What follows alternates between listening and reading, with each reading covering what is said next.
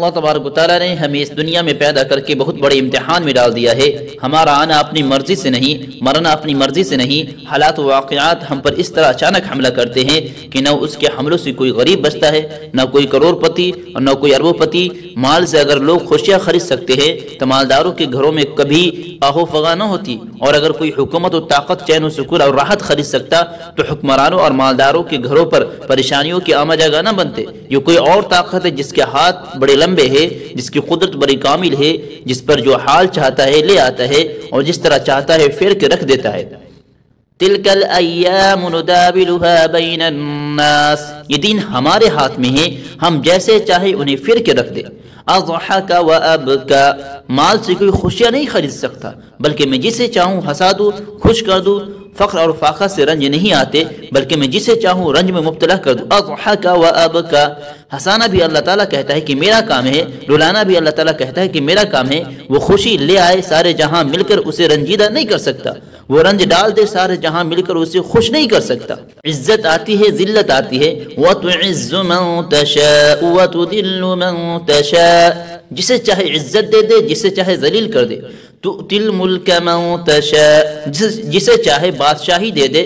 وَتَنزِعُ الْمُلْكَ مِمَّن تَشَاءُ، اور جس سے چاہے ملک کو چھین لے۔ وَتُعِزُّ مَن تَشَاءُ، ذلت میں سے عزت نکال دے۔ جب اللہ تعالیٰ کہتا ہے کہ فلاں کو عزت دے دی جائے تو کائنات کی ہر چیز اس کی عزت کے لیے استعمال ہونا شروع ہو جاتی ہے۔ لوگ اس کو ذلیل کرتے ہیں، اسی میں سے اللہ عزت نکالتا ہے۔ لوگ اس کو نیچا کرتے ہیں، ہوائیں اس کو اٹھا کر اونچا لے جاتی ہے۔ وَتُذِلُّ مَن تَشَاءُ، اللہ تعالیٰ فرماتا ہے فلاں کو ذلیل کر دیا جائے تو عزت کے ہر شکل اور عزت کے ہر تدبیر میں سے اللہ تعالیٰ ذلت نکالنا شروع کر دیتا ہے۔ لوگ اسے اونچا کرنا چاہتے ہیں لیکن ہوائیں اسے نیچا کر دیتی ہے۔ لوگ اسے اٹھانا چاہتے ہیں لیکن تقدیر اسے اٹھا کے پٹک دیتی ہے۔ وہ عزت کے ہر تدبیر اختیار کرتا ہے لیکن اللہ عزت کے ہر تدبیر میں سے ذلت کو نکال کر باہر لے آتا ہے۔ فلاں کو صحت دے دی جائے، زہر میں سے اللہ اس کی زندگی کا سامان بناتا ہے۔ کانٹوں میں سے اللہ اس کے لیے پھول اگاتا ہے، اور موت کے اسباب میں اللہ اس کے لیے شفا ڈال دیتا ہے۔ فلاں کو بیمار کر دیا جائے تو صحت کے اسباب میں سے بیماریاں رینگی چلی آتی ہے۔ قوت کے اسباب میں ضعف آ کر ڈیرے ڈال دیتا ہے۔ اللہ تعالیٰ فرماتا ہے فلاں کو پکڑ لیا جائے اور حفاظت کا نظام ہٹا لیا جائے تو تلواروں کی چھاؤں میں، لوہے کی دیواروں میں، لوہے کی چھتوں میں، لوہے کے فرشتوں میں، لاکھوں کروڑوں مسلح پہرے داروں کے اندر سے اللہ کی تقدیر پر اللہ کی تقدیر نافذ ہو جاتی ہے۔ جو اللہ چاہتا ہے وہ کر دیتا ہے، نہ چاہے تو وہ نہیں ہو سکتا ہے۔ بالکل موت تھی، آگے بھی پیچھے بھی، آگے سمندر پیچھے فرعون۔ دو موتوں کے درمیان بنی اسرائیل بولے اِنَّا لَمُدْرَكُونَ، ہم مارے گئے۔ کہ آگے سمندر ہے، آگے جائیں تو مرے، پیچھے فرعون ہے، ہٹے تو مرے، ہم تو مر گئے۔ تو جس کی نظر اللہ کے غیب پر جا چکی ہوتی ہے، موسیٰ علیہ السلام نے فرمایا کلا ہرگز نہیں، خبردار۔ کیا موت فرعون کے ہاتھ میں ہے؟ نہیں۔ کیا موت سمندر کے ہاتھ میں ہے؟ نہیں، بلکہ موت تو آسمان والے کے ہاتھ میں ہے۔ امات و احیا، وہ ہے موت کے فیصلے کرنے والا، وہ ہے زندگی کے فیصلے کرنے والا، اور وہ ہمارے ساتھ ہے۔ ہمیں نہ سمندر مار سکتا ہے اور نہ فرعون ہمیں مار سکتا ہے۔ اللہ جو ہمارے ساتھ ہے۔ فَاضْرِبْ بِعَصَاكَ الْبَحْرَ، مارو لاٹھی سمندر پر۔ لاٹھی پڑی جب سے دنیا بنی ہے، اس سے لے کر آج تک کسی نے پانی کو تھمتے نہ دیکھا، پھٹ گیا اور راستہ کیا لے گیا۔ یہ دو متضاد چیزیں ہیں، لیکن جس اللہ نے پانی کو بہنے کا حکم دیا، جس اللہ نے پانی میں موجوں کو رکھا، جس اللہ نے پانی میں بہاؤ کو رکھا، اسی اللہ نے چند گھنٹوں کے لیے پانی سے اپنا حکم واپس لے لیا۔ نہ کسی بہاؤ ذاتی، نہ کسی کی سختی ذاتی، نہ کسی کی لطافت ذاتی، نہ کسی کی کثافت ذاتی، نہ کسی کی عزت ذاتی، نہ کسی کی فخر ذاتی ہے، نہ کسی کا حسن ذاتی، نہ کسی کی بڑائی ذاتی۔ پیچھے تو اللہ ہے، یہ مٹی کا نطفہ ہے، انسان کی اوقات کیا ہے۔ نجران میں ایک نوجوان کھڑا ہوا تھا جس کا لمبا چوڑا قد تھا، اور ایک شخص اسے دیکھ رہا تھا۔ وہ کہنے لگا کہ بابا جی کیا دیکھ رہے ہو؟ کہا بیٹا تیری جوانی دیکھ رہا ہوں۔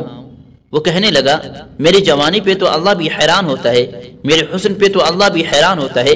بس یہ بولنا تھا کہ سب کے سامنے اس کا قد گھٹنا شروع ہوا اور سارے 6-7 فٹ کا آدمی تھا، گھٹتے گھٹتے ایک بالشت رہ گیا۔